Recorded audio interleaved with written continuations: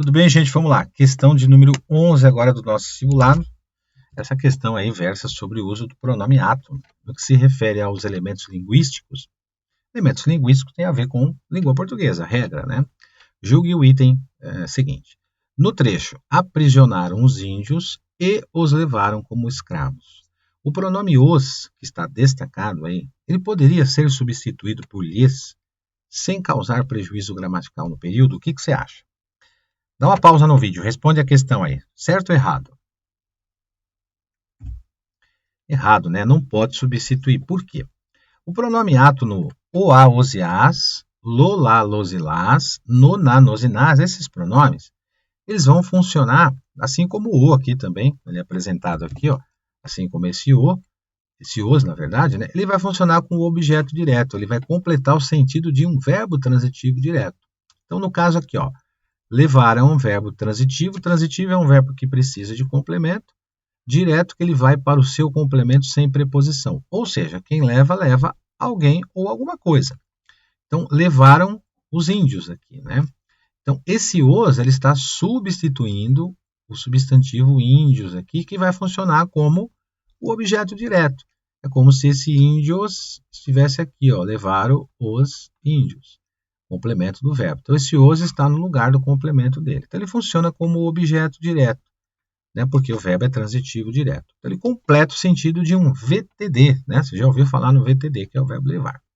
O que acontece com o pronome ato no lhe ou lhes? Tanto faz, qualquer um dos dois aí. Nesse caso é o lhes, porque a banca examinadora quis que você confundisse com índios aí. O pronome lhe ou lhes, ele funciona como objeto indireto. Ele completa o sentido de um verbo transitivo indireto. Está vendo o exemplo aí? Ó, esse verbo aqui é o verbo dar.